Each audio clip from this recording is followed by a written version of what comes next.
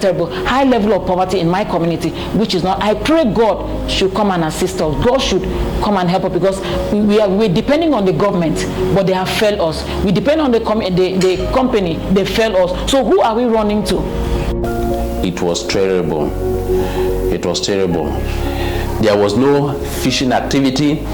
The crude covered the entire river. Like we have observed that the onset of cardiovascular diseases have reduced as opposed to how we used to see them in the past. Cardiovascular diseases are diseases usually we see from people above 40 years, 50, 60. But these days we see young people in their 20s, early 20s, mid 20s coming down with cardiovascular diseases. We have seen an increase in acute renal failures requiring hemodialysis. These are things that were normally seen in patients that have had long-standing hypertension or diabetes. But we're seeing it in young people. Young people are having kidney diseases. We're seeing an exponential increase in cases of cancer of varying kinds because of exposure to hydrocarbon pollution in the Niger Delta. I mean, it's massive. We are all living in a polluted land by one way or the other. Our farmlands, our swamps, our creeks have been polluted, all polluted, and we are predominantly farmers and fishermen. So, in the highest frequency of spilled community in the whole Niger Delta, I don't need to explain further. You can tell yourself better how polluted that community is when it comes to oil spills. And then maybe I'll also talk about gas flare, because we have the SPDC Adiba fuel station that is very close to the Karama community. So whatever happens there, in as much as the air is concerned, it affects us, because we are proximity-wise, we are very close to the Adiba fuel station. So not just the oil spills, the gas flares also affect our people. Because of this gas flare and other things, the land have lost its nutrients. So the women, the community people, they are suffering because of the explosion, and some of them are fishermen. But because of the explosion, many fishes died in the water. And as of now, because of the constant pollution and gas flaring, so many fish, there are no more fish in the river anymore. So some of the people in the community have lost their source of livelihood, which is also the fishing, because there are no fish in the water. We are a peaceful people, and we remain peaceful. That is the reason why the operations are going out smoothly. But talking about the effects of gas flaring in my community, talking about the spillage in my community, talking about the climate change in my community, talking about the environment, the place, since the existence of gas flaring, the operation of ExxonMobil in my place, the place has become a terrible place to live in. What they are doing is criminal. What they have done has also been criminal. They've destroyed our livelihoods. They've destroyed our sense of thinking. Now we see our own selves as our own problem, where we cannot even think rightly. And again, what has it done to the economy of the country? It has destroyed it and made it a monopolistic one, where the government only thinks about oil.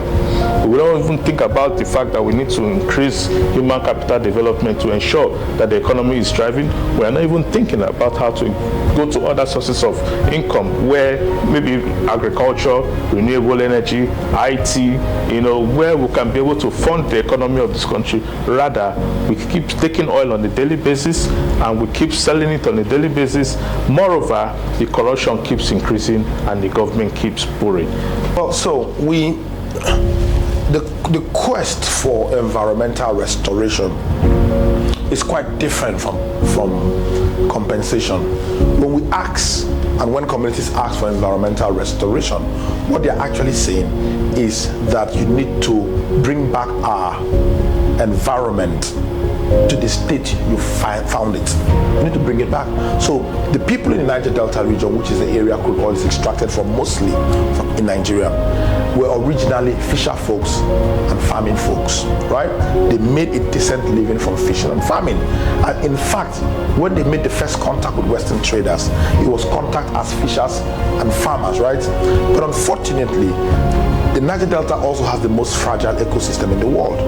to the extent that a few barrels of crude oil spilled into the swamp, the creeks, the rivers, and the lands of the Niger Delta is enough to send several fishing families into destitution, to send several farming families into poverty, right? And we've had millions of barrels of crude oil spilled into the Niger Delta in the last 60 years or thereabout. And so the original traditional livelihood of the people of the Delta has been overtaken, has been destroyed on account of that.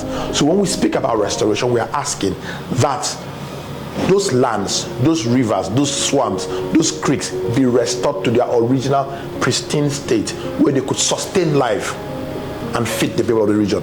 Now that is restoration. But there's something close to restoration, which is compensation. Compensation is either monetary payments or development benefits extended to particular communities in recognition of what they have lost. Okay, so people have lost livelihoods. People have planted cash crops and all that, they have lost it. Compensation means making up for what they have lost. So restoration is bringing back. Compensation is paying back what they have lost. And this is the call the people of the Niger Delta are making, asking that you restore and you compensate. The compensation we speak about it's compensation for 60 years of what we describe as ecocide, destruction of the living environment of the Niger Delta, destruction of the ecosystem, destruction of the biodiversity of the Niger Delta region. 60 years of reckless oil extraction and what it has bequeathed to the region. That's the kind of restoration we speak about, and that's the kind of compensation we seek. The thing where they affect this town, now this smoke, this fire where they here, they give us bad things for here. We no get water to drink again because this rainwater, when it fall for here, we dey drink them before. Now we know they feel drink because when the rain fall, all the water black. So we know feel when we drink malaria, cholera. So all the korokoro self they come out from the children and the sweet. They give us sweet body, sweet. And this is a living environment. This is not fair. Look at those fishing men. Look at them. All of them are come back. Okay, you can't see them. When I was coming, I saw them. As they saw the oil spill, they all went back. It's not fair now. Look at the river. And we are fishermen. Now this smoke, the warriors, the fish itself, we know they see better again.